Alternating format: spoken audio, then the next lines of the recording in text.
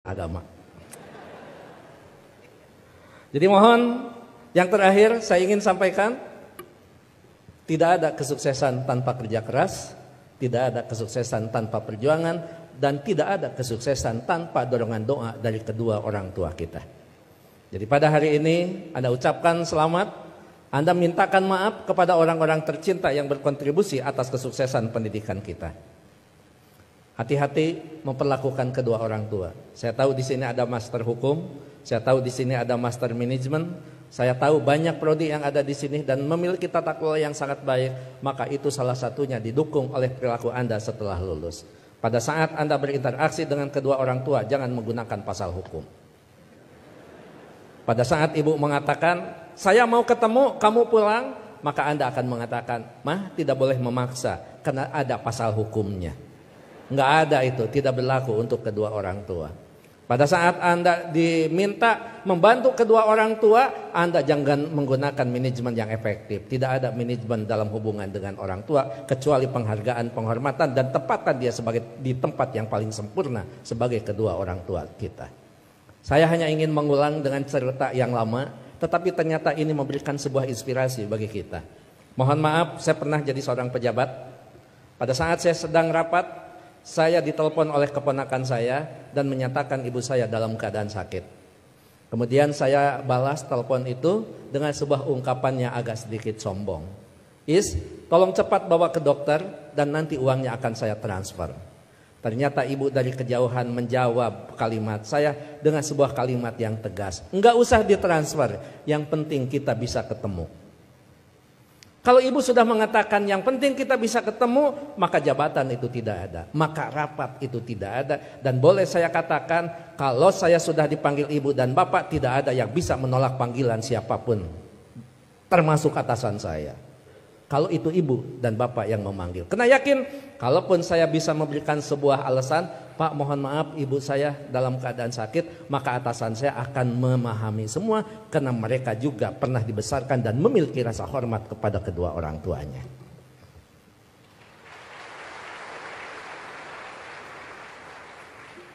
Pukul 8:30 malam saya pulang, dan saya sama seperti Anda, mungkin saya lebih kampung daripada Anda yang hari ini di wisuda. Saya tidak dilahirkan di tengah kota, saya dilahirkan di kaki Gunung Papandayan yang sekarang terkenal dengan tempat wisata Kawah Papandayan. 3 jam saya sampai di rumah, 11:30 saya sampai di rumah. Ternyata ibu dalam keadaan segar bugar, tetapi saya tidak menunjukkan perasaan suudon kepada ibu. Kenapa? Ternyata di situ ada hikmah. Bagi seorang ibu dan bapak dalam keadaan sakit, kemudian dia menunggu anaknya terkasih dan tersayang, maka pada saat dia bertemu, maka kehadirannya lebih mujarab daripada obat yang diberikan oleh seorang dokter. Catat itu. Ibu tidak hanya menunjukkan segar dan bugar, tapi ibu juga tetap memperhatikan kesukaan makanan anaknya. Saya dimasakan sayur kacang merah, saya digorengkan asin peda, saya dibuatkan sambal terasi, dan saya juga dibakarkan pete.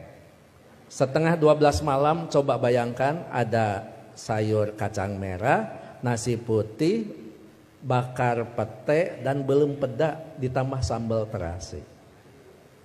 Boleh dibayangkan setelah wisuda.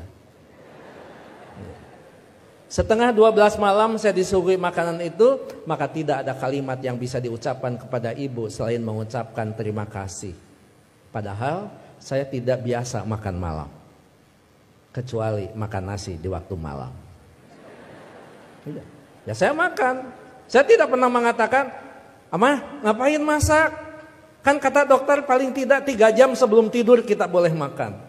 Ini mau tidur 11:30, ngapain masak? Bagaimana perasaan ibu pada saat seorang anak yang dia tunggu, yang dia masakan, kemudian anak berargumentasi dengan sebuah ilmu di mana ibu tidak paham tentang ilmu itu.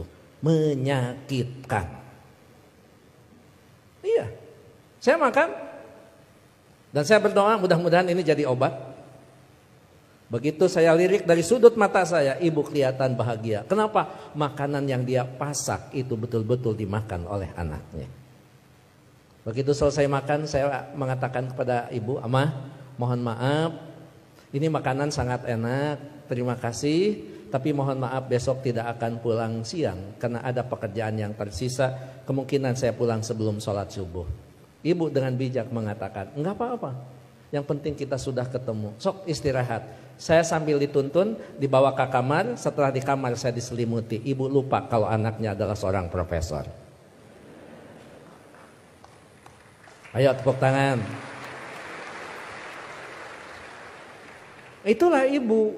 Jadi Anda mohon maaf baru juga ahli madya ya. Ahli madya ibu mau nyelimutin. Ngapain? Ini baru diwisuda.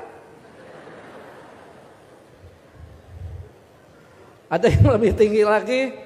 Masa mah disimutin? Ini tekan sarjana. Nggak ada di depan orang tua itu. Jangankan ahli madya, sarjana, master, doktor, seorang profesor di hadapan ibu, di hadapan bapak, tetap kita adalah seorang anak yang perlu menghormati mereka.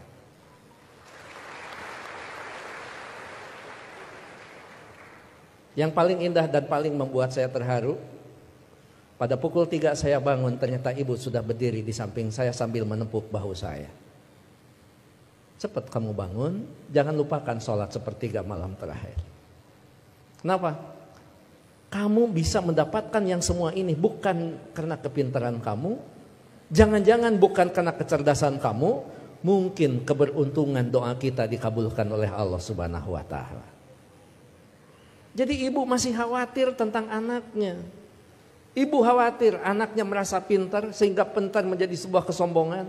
Ibu masih khawatir anaknya cerdas, cerdas menjadi sebuah kesombongan. Bahkan melupakan siapa yang menentukan takdir segalanya pada kehidupan kita. Itu pada profesor itu. Jadi tolong ibu bapak sebagai orang tua, anak kita hari ini di wisuda, tetap mereka adalah anak kita yang perlu kita luruskan pada saat mereka terlempar dari jalan yang memang ditentukan. Perlu diberikan peringatan, tapi tentu sekarang ini ada kaidah-kaidah yang beda dengan zaman dulu. Seorang siapa Pak Rektor, sahabat itu Ali mengatakan, didiklah anak-anakmu bukan dengan zamanmu, karena mereka tidak mungkin mengalami zaman yang seperti kita alami. Jadi memang cara sudah berbeda, cara kita memperlakukan anak-anak kita. Tapi sejatinya tetap kewajiban kita adalah bagaimana mendidik anak-anak kita, bukan masalah kedewasaan. Tapi masalahnya sampai nyawa berpisah dengan badan, itu tetap menjadi kewajiban kita sebagai kedua orang tua. Begitu saya sudah selesai sholat, kemudian di situ saya bisa mendapatkan sebuah hikmah. Memang orang tua kita adalah punya kecerdasan yang luar biasa. Padahal ibu saya bukan profesor, ibu saya tidak lulus SMA, ibu saya juga tidak lulus SD. Beliau hanya lulusan sekolah raya. Tapi apa? Dalam sebuah komunikasi waktu itu saya katakan, "Ama, sekarang saya pergi, mohon pamit." Ibu masih bertanya, "Kamu nanti sholat di mana?" Saya jawab, "Nanti sholat di jalan." Ibu langsung mengkritisi kalimat saya.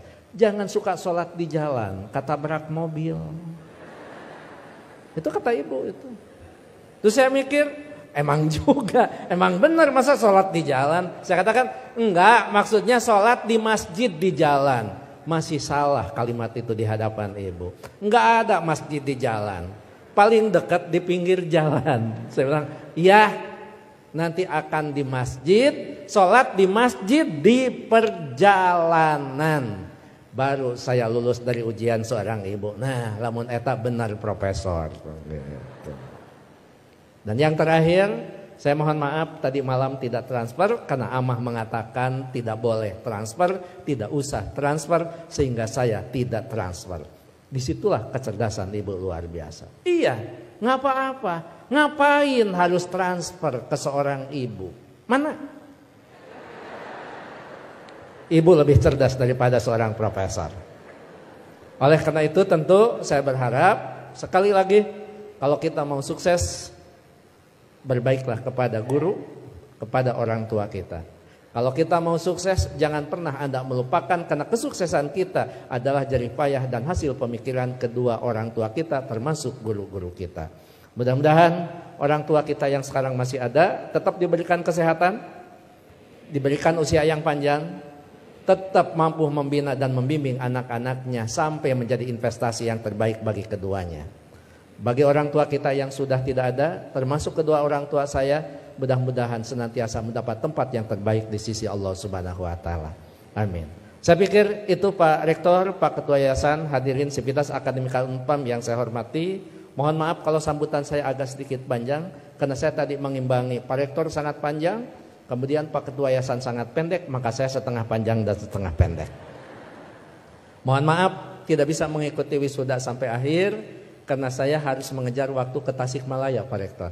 Apapun tadi yang dibicarakan oleh Pak Warek sudah dibicarakan dengan Pak Warek dan Pak Ketua Yayasan. Begitu juga kepada Pak Direktur, saya mohon pamit. Anggap saja kalau di Kementerian Agama kan tidak aneh, anggap saja saya penghulu. Penghulu biasanya kalau sudah menikahkan ijab qabul dinyatakan sah, penghulu biasanya pamit diri dan tidak perlu menunggu sampai resepsi. Terakhir, saya tidak akan membacakan pantun, tapi ini ulangan dari wisuda bulan kemarin karena setiap bulan Unpam wisuda, bahkan Unpam setiap wisudanya juga tidak bisa diganggu karena hari Minggu. Jadi saya tidak bisa menolak undangan Unpam. Gitu. Anda hanya tahu saja yang wisudawan wisudawati. Saya ini mantan aura kasih. Sekian dan terima kasih. Assalamualaikum warahmatullahi wabarakatuh.